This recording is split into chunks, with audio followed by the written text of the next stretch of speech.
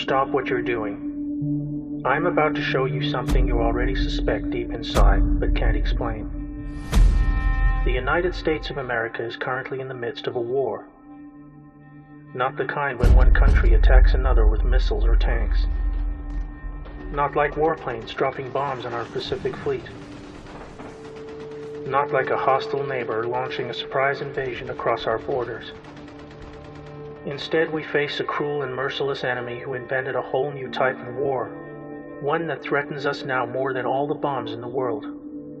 They are motivated by pure greed and inconceivable cruelty, and have been silently reversing all that is good for so long that we became lulled into a state of self-destructive compliance, while they tore us apart and robbed us blind. When patriots took back key branches of the U.S. government in 2016, a light was turned on to the vast corruption network that had infiltrated into the highest positions of power across every state. Only then did ordinary citizens begin to realize how close we had come to the end of it all. But first we must endure one last painful battle that will touch every citizen, no matter who they are. Right now, the country is being torn apart by the biggest political hoax and coordinated mass media disinformation campaign in living history.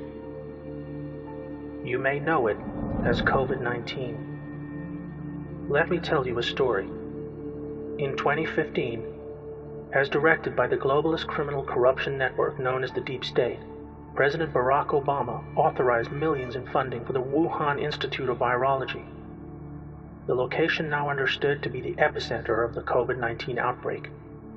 The research carried out here was to provide the agent for a global biological attack on a scale never before seen, one that would be timed for release within an election year, starting the very day unsubstantiated efforts to impeach President Trump fell apart. With their base of operations in the Democrat establishment, the Deep State Shadow Corporation embarked on a coordinated irregular warfare insurgency with multiple aims, all under the cover of a global pandemic they themselves manufactured for this purpose.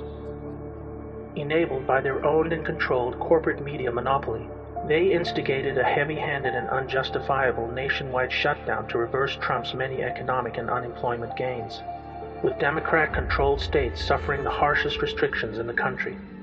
Trump's energetic rallies were halted, hiding from view the surging nationwide passion for his galvanizing message, while Democratic presidential frontrunner Joe Biden was able to avoid interviews and debates where left-leaning voters would not be shown his obvious inability to govern, or the emerging Ukrainian bribery scandal that earned his family millions in illicit kickbacks by abusing his office. The next major advantage of the pandemic for the Deep State was the case made to the public for mail-in voting, a highly insecure practice proven to be rampant with fraud, just as the public saw in one such example when a former Philadelphia judge pled guilty to stuffing ballot boxes after being paid by what he called a Democrat political consultant. With a rapidly rising death toll needed to make the case to the public for even harsher control, normal influenza deaths for the year were recorded as COVID-19, artificially inflating the numbers. But this was only the beginning. When this did not yield enough fatalities, the Deep State initiated a murderous plan to defy federal guidelines and to move infected patients into nursing homes where the highest risk age group could be found in large numbers.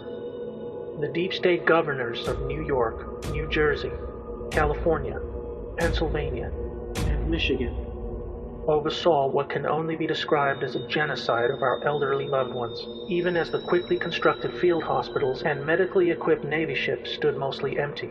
This horrendous act cost the lives of over 50,000 people, but gave the insurgency a death toll that would stoke the public fear needed to push ahead with their goals. In these dark times, when people had little else but the comfort of community in their faith, this too was forcibly halted when simply going to church was banned across the country under the guise of public safety. Depression and loneliness became the new epidemic, all designed to create the social conditions needed for what was to come next in their despotic plan to fracture the nation and hold on to power. Immediately upon reports of a flattening curve and a reduction in new cases, the mysterious murder of George Floyd hit the headlines. What was presented to the public as a routine instance of racially motivated police brutality turned out to be a strange and coincidental series of events involving two men who once knew each other, working security in a nightclub. This event provided the justification for the next chapter in their coordinated insurgency against the United States. The goal was to inflame civil unrest along racial lines on an emotional platform of social justice. A divided house cannot stand, and the enemy knew this all too well.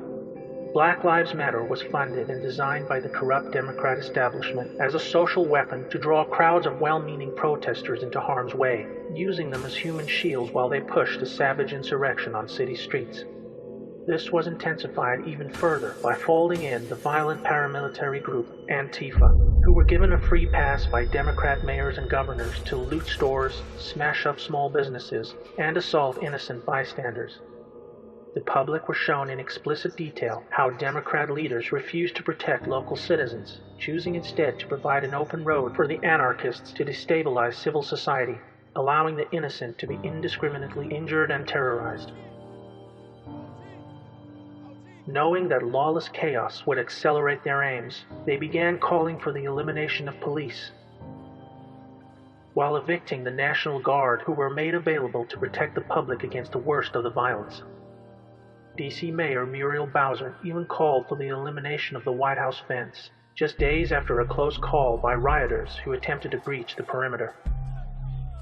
And on June 22nd, Democratic Congressman Adam Schiff proposed a House bill to amend United States Code Title 18 that would prohibit the use of military force in the event of civil unrest, an obvious attempt to weaken the Commander-in-Chief's ability to defend the public from the planned insurrection, which was intended to play out over the weeks and months leading up to the election. Attorney General William Barr has appointed the U.S. Attorney in Connecticut to investigate. The pandemic was also providing cover of a different kind. Taking place behind the scenes at the Justice Department is a far-reaching investigation into the Obama administration's weaponization of the Foreign Intelligence Surveillance Court to spy on Trump and his associates during the transition of power. With evidence now emerging that Obama officials, including Joe Biden and Obama himself, colluded to frame General Michael Flynn, they used social distancing guidelines to halt grand juries and give witnesses the cover of health fears to avoid honoring court-ordered subpoenas. What you are witnessing is the dying breaths of a hidden enemy responsible for over a century of embedded corruption that has been slowly destroying our republic from the inside. They divided us along racial, gender, and political lines. They created reasons for us to go to war. They made international trade agreements that brought us no benefit, but allowed them to steal our vast wealth, driving us into a state of perpetual economic decay. They flooded our streets with deadly drugs to manufacture a devastating epidemic of addiction and mass incarceration. And they did it all with impunity while their completely controlled mainstream media assets kept us distracted and focused on everything else except our one true enemy. The 2020 U.S. elections are like none we have ever experienced.